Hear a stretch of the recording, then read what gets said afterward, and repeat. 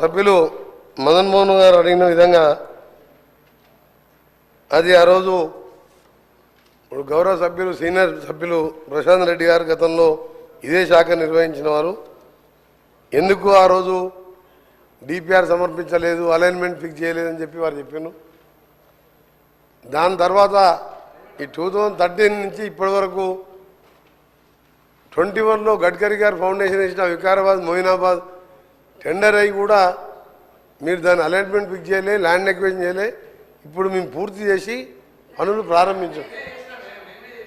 ఎందుకు స్టార్ట్ కాలే పని? మీ అధ్యక్ష వాళ్ళు చేస్తే కేంద్ర మంత్రి గారు గడ్కరీ గారు ఫౌండేషన్ వేస్తే గౌరవ అధ్యక్షులు గౌరవ స్పీకర్ సార్ స్పీకర్ సార్ గౌరవ నేను మీ కాన్సెన్స్ కూడా అక్కడ మీరు కూడా మాకు ఆదేశించారు. ముఖ్యమంత్రి గారు కూడా కొడంగల్ పోయే రూటు అక్కడ ఎక్కువ యాక్సిడెంట్లు అయ్యే జోన్ అది. మేము వెంటబడి ట్రాన్స్లోకేట్ ట్రీస్ని కూడా చేంజ్ చేసి నిన్న మొన్న వర్క్ స్టార్ట్ చేసినాం. 3 ఏళ్ళకి ఎక్కడైందో మీరు పోయి చూడండి, నా దగ్గర వీడియోస్ ఉన్నాయి, పంపిస్తాను. అలా చెప్పుకుంటూ పోయి అధ్యక్ష ఈ రోడ్డు ముందుగా మదన్ గారు అడిగిన రోడ్డు విషయంలో సకాలంలో డిపిఆర్ పంపించి అపాయింటెడ్ డేట్ తీసుకొని మీరు చేసి ఉంటే ఇప్పటికీ అది 165 కిలోమీటర్స్ సార్. అది 3,000 కోట్ల రూపాయల రోడ్డు అది. ఆ రోడ్డు మీరు దాని మీద రివ్యూ చేసి చర్యలు తీసుకుంటే ఇప్పటికి స్టార్ట్ అయ్యేది.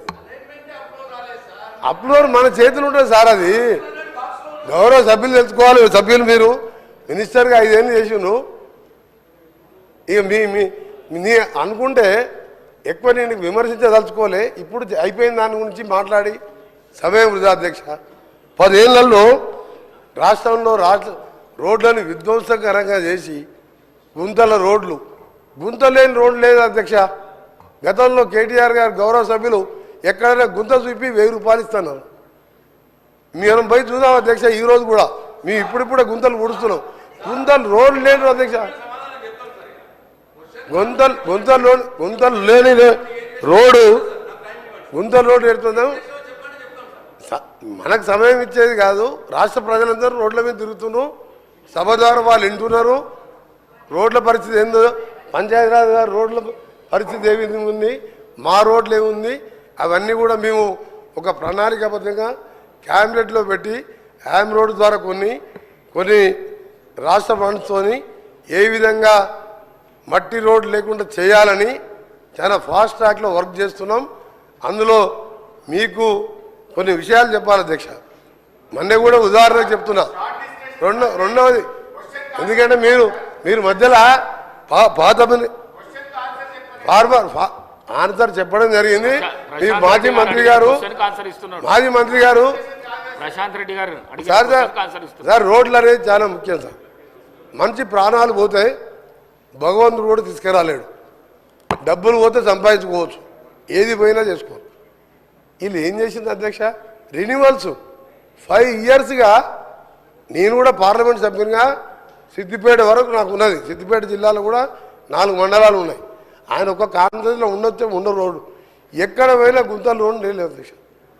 5 ఏళ్లలో విధ్వంసం చేసి ఈరోజు ఆ బాధ్యత మేము తీసుకొని ఒకవైపు కేంద్ర ప్రభుత్వం దగ్గర ఎప్పటికప్పుడు చేస్తూ ఎంతెందుకు అధ్యక్ష, హైదరాబాద్ సెంటర్లో ఉప్పల్ నుంచి గట్కేసర్ పోయి అరే మీకు మీరు చెప్పే నిజాలంటే ప్రజలు ఎక్కడ మిమ్మల్ని